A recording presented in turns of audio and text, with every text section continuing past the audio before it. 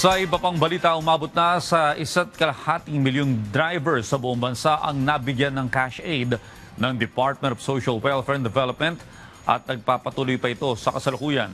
Ang detalye sa report ni Carlo Candelaria. Maagang nagpunta ang 19 anyos na rider na si Wencher Tugahan sa SMX Convention Center para tumanggap ng 5,000 pisong ayuda mula sa DSWD. Working student si Wencher at para sa kanya makatutulong ang ayudang natanggap sa mga gastusin sa pag-aaral. Pang maintenance, tapos pambiling bigas. Ambag-ambag sa mga kung anong kailangan bilhin sa bahay. Kasi simula nung tumaas yung gasolina, siyempre kailangan mo rin magtipid.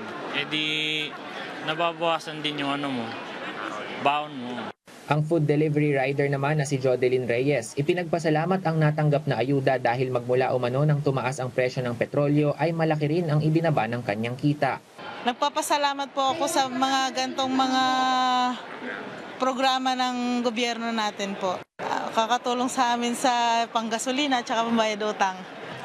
Mahigit 50,000 na Grab at Move It drivers ang target na mabigyan ng 5,000 pesos na cash relief assistance ng Department of Social Welfare and Development dito sa SMX Convention Center sa Pasay City, kung saan naging komportable at mabilis ang proseso ng pagkuha ng ayuda ng mga kababayan nating tsuper. Ito ay bahagi ng Assistance to Individuals in Crisis Situation o AICS program ng DSWD para sa transport sector. Personal na binisita ni DSWD Secretary Rex Gatchalian ang payout site at ayon sa kanya ay maayos ang naging daloy ng payout. Dagdag pa ng kalihim, nasa 7.5 billion pesos na ang naipamahaging ayuda sa humigit kumulang 1.5 million drivers sa buong bansa.